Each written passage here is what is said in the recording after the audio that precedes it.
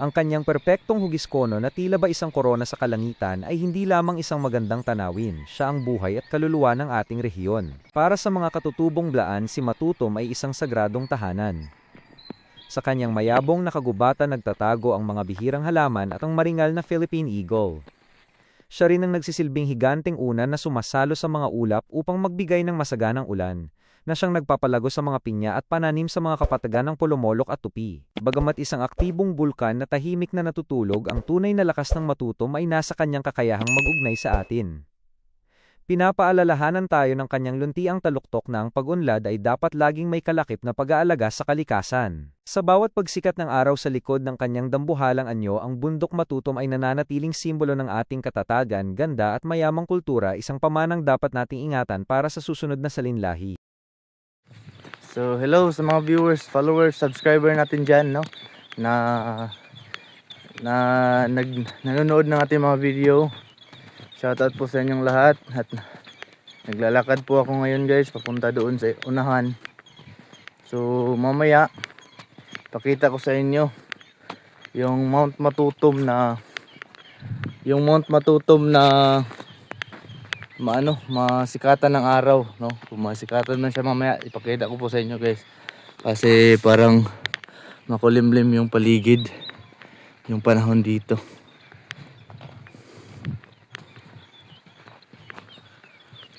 Doon po ako galing kanina. So salamat no sa mga nag-subscribe sa atin, sa ating channel. Maraming salamat sa inyong lahat guys. Dahil pwede na po tayo makapag-live, no? Kaninang umaga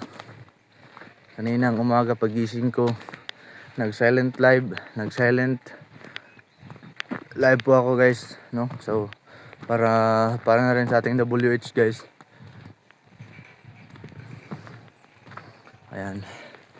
Medyo matarik yung daanan dito guys, oh. Paangat.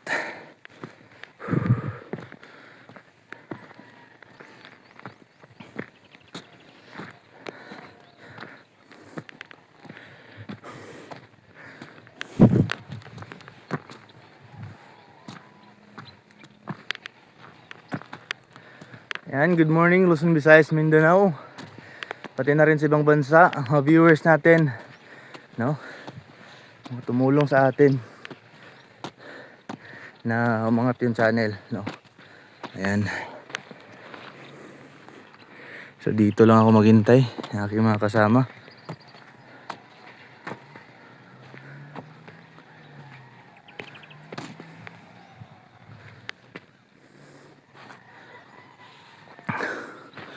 Ayan po yun guys, oh. Ayan po yung mga pinya dito. Ayan. Ayan po yung mga pinya dito guys. Libre lang po, no? Pwedeng hawakan.